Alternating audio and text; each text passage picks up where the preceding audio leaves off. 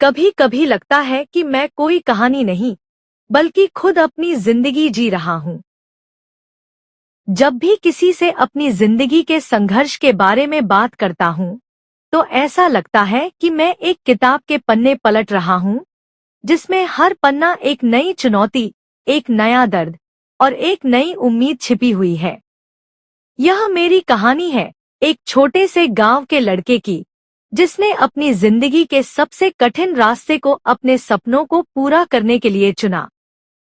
संघर्ष और इमोशन से भरी हुई मेरी यह कहानी शायद आपको भी अपनी कुछ खोई हुई उम्मीदों को फिर से पाने में मदद करे। मेरा नाम अर्जुन है और मैं उत्तर भारत के एक छोटे से गांव का रहने वाला हूँ। हमारे गांव में जिंदगी बहुत सादी थी। खेती बाड़ी और छोटे मोटे काम करने वालों का गांव था। कभी कभी लगता था कि यहाँ किसी के पास समय नहीं है, बस दिन रात बस जिंदगी की जद्दोजहद में जुटे रहते हैं। पिताजी गांव के एक छोटे से स्कूल में अध्यापक थे और माँ घर के सारे काम संभालती थी। हमारी जिंदगी बहुत साधारण थी, लेकिन पिताजी हमेशा कहते थे, तुमने जो सपना देखा है उसे पूरा करना तुम्हारा ही काम है। किसी भी हाल में हारना नहीं चाहिए। मुझे बचपन से ही किताबों और पढ़ाई में रुचि थी। स्कूल में हमेशा अच्छे नंबर आते थे और मैंने कभी अपने गांव के बच्चों से खुद को अलग महसूस नहीं किया। लेकिन फिर भी कभी न कभी ऐसा लगता था कि शायद हमारे सपने यहाँ तक ही सिमट कर रह जाएं। पिताजी का वेतन बहुत कम था और माँ के पास घर चलाने के अलावा कुछ और नहीं था। इस स्थिति में पढ़ाई का खर्च उठाना हमारे लिए बहुत मुश्किल था। लेकिन पिताजी का सपना था कि हम तीनों भाई बहन किसी दिन कुछ बड़ा करें। हमारे पास पैसे की कमी थी, लेकिन उस कमी ने मुझे कभी अपने सपनों से दूर नहीं किया। जब मैंने कक्षा 10वीं के बाद कॉलेज जाने का विचार किया, तो यह फैसला मेरे लिए और भी कठिन हो गया, क्योंकि हमारे पास उस वक्त कॉलेज की फीस भरने के लिए पैसे नहीं थे। माँ पिताजी के पास इतने पैसे नहीं थे कि मुझे शहर भेज सकते। मैं इस संघर्ष से डर नहीं रहा था, लेकिन फिर भी मुझे यकीन नहीं था कि क्या मैं इस हालात से बाहर निकल पाऊंगा या नहीं। पिताजी ने अपने सारे गहने बेच दिए, माँ ने अपना चूड़ा तक उतार दिया और मैंने गांव के कुछ बड़े लोगों से उधारी ली। इसके बाद मैंने शहर में एक कॉलेज में दाखिला लिया। यह वही दिन था जब मेरे अंदर संघर्ष की असली शुरुआत हुई थी। शहर जाने के बाद हर दिन मेरी जिंदगी में एक नई चुनौती आती थी। सबसे बड़ी समस्या थी पैसे की कमी। मैं एक छोटे से होटल में काम करता था और दिन में कॉलेज जाता था। उस छोटे से कमरे में अकेला बैठकर बहुत बार यह सोचता था कि क्या मैं सच में कुछ बड़ा कर सकता हूँ? क्या मेरे सपने कभी पूरे होंगे? कई बार रात को काम करके थक कर सो जाता था, लेकिन सुबह फिर से उठकर कॉलेज जाना और उसी संघर्ष को दोहराना पड़ता था।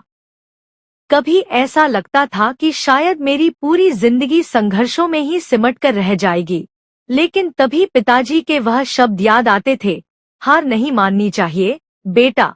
मैंने अपनी पढ़ाई को कभी भी कमजोर नहीं पड़ने दिया और उसी मेहनत के बल पर कॉलेज के आखिरी साल में मुझे एक बड़े कंपनी में इंटर्नशिप का मौका मिला।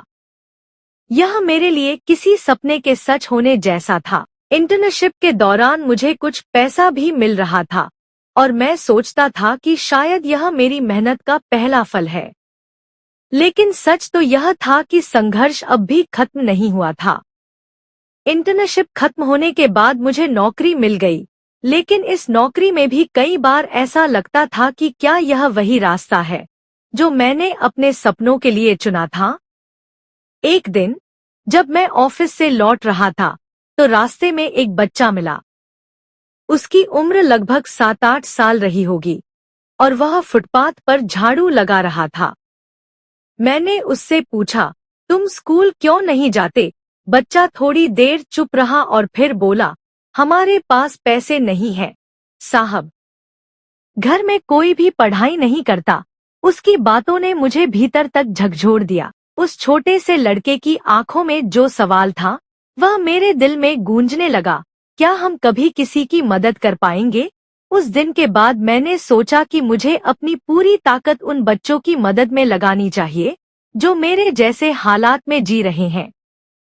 मैंने तय किया कि मैं अपनी नौकरी के साथ साथ उन बच्चों के लिए काम करूंगा। मेरे पास खुद को साबित करने का एक और कारण था। इसके बाद मैंने एक एनजीओ में काम करना शुरू किया, जो गरीब बच्चों को शिक्षा देने का काम करता था। यह कदम मेरे लिए आसान नहीं था, लेकिन मुझे लगा कि मेरे संघर्ष का असली मकसद यही है, दूसरों की मदद करना। लेकिन इस रास्ते पर चलना आसान नहीं था। कई बार मुझे लगता था कि मैं खुद अपने परिवार की मदद नहीं कर पा रहा हूँ, तो दूसरों की मदद कैसे करूँगा? फिर भी मैंने वही किया जो मेरे दिल ने कहा। उन बच्चों के साथ समय बिताना, उनके लिए किताबें और स्टेशनरी लाना, उनका हौसला बढ़ाना, यह सब मुझे एक नई ऊर्जा दे रहा था। आखिरकार जब मुझे यह समझ में आया कि असली सफलता क्या होती है, तो मुझे महसूस हुआ कि मेरे संघर्ष का यही उद्देश्य था।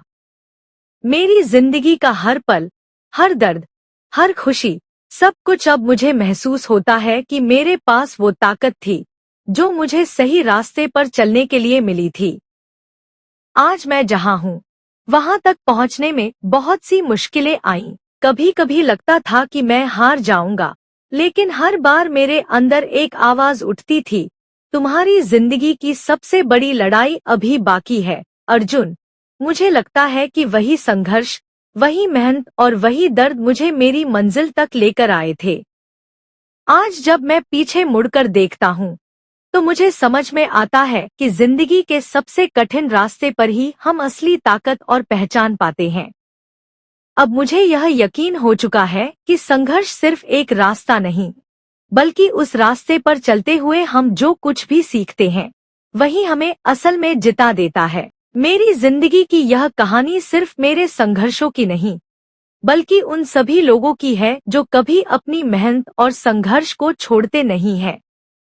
यह कहानी उन लोगों की है जो कभी नहीं हारते, चाहे कितनी भी मुश्किलें क्यों न आएं। दोस्तों, उम्मीद करता हूँ आपको हमारी कहानी पसंद आई होगी।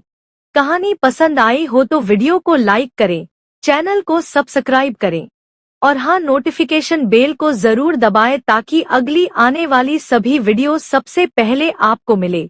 कमेंट में अपनी राय जरूर दें ताकि आने वाले वीडियो में सुधार किया जा सके। धन्यवाद।